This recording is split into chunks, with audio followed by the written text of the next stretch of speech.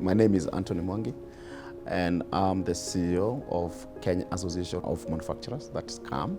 If you look at the population of the country, we're talking about 51-49 in favor of women.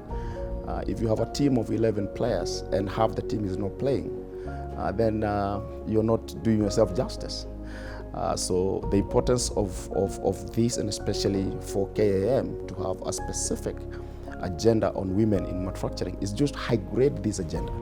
Women are already engaged a lot in the value chains of manufacturers, the wholesale, retail sections across the country.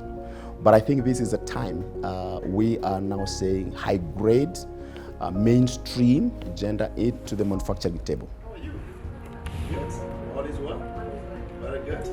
All busy? The reason KAM or KAM came up with the specific program for women is to make sure that we are focused on making sure that women-run enterprises have special attention, so that then we can high grade them.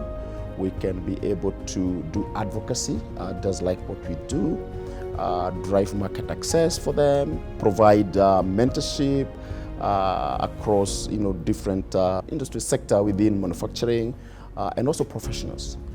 And here we are not just looking at women who necessarily are entrepreneurs in manufacturing, that you have to run a manufacturing outfit. It also the people who are employed in the manufacturing sector.